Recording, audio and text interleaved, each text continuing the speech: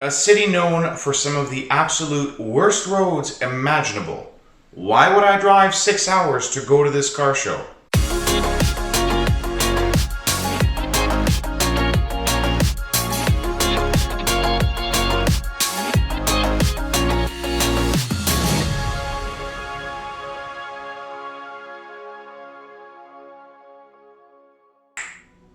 It's now been about 8 years since I first heard of the Euro car show in Montreal. And even back then, the interest that came out of Quebec for this show was massive. Everyone was talking about it. It was on forums because, well, forums used to be much more of a thing 8, 9, 10 years ago.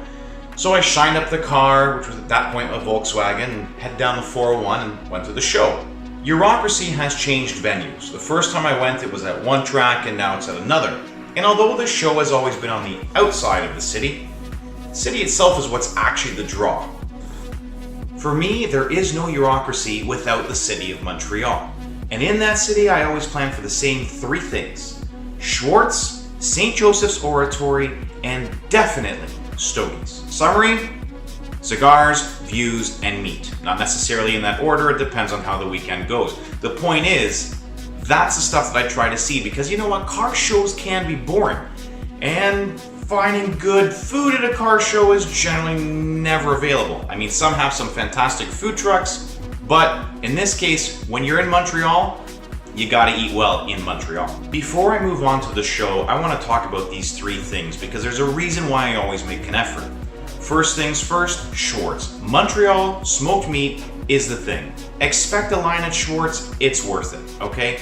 Another thing, if you're not a meat person, Montreal's known for their bagels. Find a bagel shop, Google's your friend.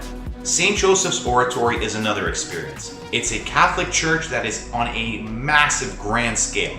It's on the hill of Montreal that overlooks the city. It's got some fantastic history, definitely worth a look. You're not gonna go in, even just the view of the city is absolutely fantastic. Next, Stogies. If you're downtown, there are plenty of good restaurants, there are plenty of good bars, lots of places to go, see, do whatever you want. Stogies is one of the last places that I know about Canada-wide where you can actually sit and smoke a nice cigar while pairing a drink of your choice. For me, it's a hobby, it's what I like to do. I always make the effort. Worth a stop. A show quickly moves far beyond just a couple of hours of parked metal. It becomes a host of events and memories, and that's why bureaucracy is so significant, because it's just a wash of great things that have happened while I've been there. The last 2 years that I've been to bureaucracy, I've helped out vendors while I've gone there, and it offers a different type of view, because you're not just there to enjoy the show, you're helping out, you're interacting with people on a different level, and there's some work involved. So it really becomes a bit of enjoyment, play, and work, and that just makes the play all the more significant. For example, generally to set up, vendors get to a show quite early. Well, I have to hand it to bureaucracy. They are generally well laid out. They've got lots of space, which means vendors are able to set up in their areas. There's not too much confusion, and it works out well. But when you're a vendor setting up early, you've got a whole day that you're covering. You know what? It's really tough to keep that interest all day long. I mean, you've got plenty of people to interact with. Last year was a good example of a tough year where rain kept a lot of people in their own areas, out of the weather, and you know what? What do you do with that time? Bureaucracy has that ability to bring in different elements and different events within the show that make it interesting. Limbos. They didn't happen at every single car show, but bureaucracy was one of the first shows. 8 years ago, the first time I went, here comes this limbo. No, it's not for people, it's for cars. You know what? That was just hype. It brought in that interest. It's only grown over the years, meaning it's been more successful, more people are interested. Why? Well, bureaucracy has been known for the burnout cars that come to do their thing, where prepped cars make smoke and noise and do everything they can to get the crowd amped and win the Burnout Award. 8 years ago was the first time I ever saw a car that was absolutely dedicated to burnouts and limbo. You've got a fold down windshield so this thing can get super low. It's doing burnouts with an external turbo. It's got like license plates all around. It's just whack, okay? This car is insane, but it provided a show. And here you got Buddy with a monkey suit that's hopping on the back. The point is it's all about the show. Fast forward many years later as the crowds grow, and here you have these two guys that every single year go balls to the wall with their Burnout car, okay? This car has a flamethrower now. It's got, well, this year they did the different colored smoke for tires. It's just crazy. The element of the show, the crowd loves it. Look at the serious amount of tire smoke. This isn't the only car that does the Burnout. This is the car that just is always the car to beat because it's absolutely amazing every time. Shred its tires, and the guy standing on the roof riding the cars that went around doing Burnouts was absolutely incredible. And I have to hand it to them. That's a show. That's a memory I will never forget. And I definitely recommend that as long as the Burnout competition is at Bureaucracy, you gotta go. Every Burnout competition is awesome. This one is next level.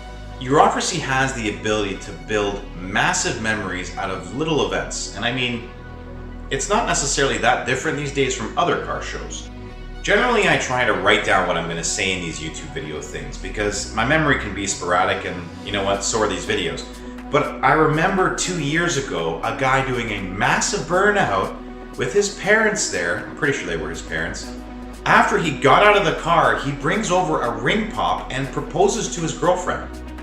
She said yes, because, you know, on the spot kind of stuff, but just, that was an insane thing that I never would have expected, and lo and behold, it's a memory from Bureaucracy.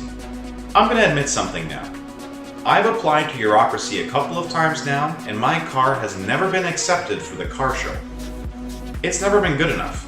Now, I put a lot of effort into my car, I keep it clean, but it isn't at the level that Bureaucracy deems as a standard. There's not a ton of show cars. There's a ton of cars in every car show, but the actual show and shine is not that large for Bureaucracy, but the metal that's there is insane.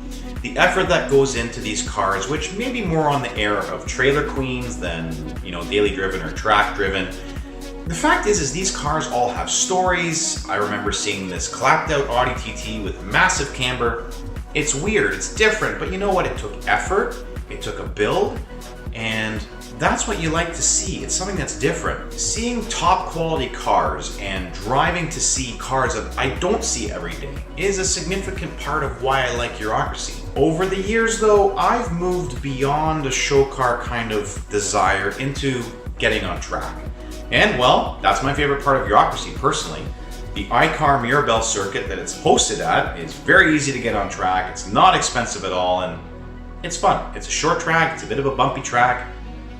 It's fun, it's time on track, and I always enjoy it. So that's part of the reason why I go. I mean, it may have been a bit slippery, I may have gone a little too hard.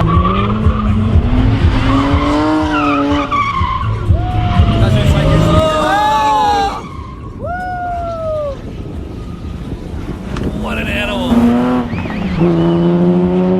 The point is that I had fun, and that's just another element for me to enjoy. I mentioned it earlier, and I meant it, that the collection of memories that you accumulate at Bureaucracy is what's so special about the show.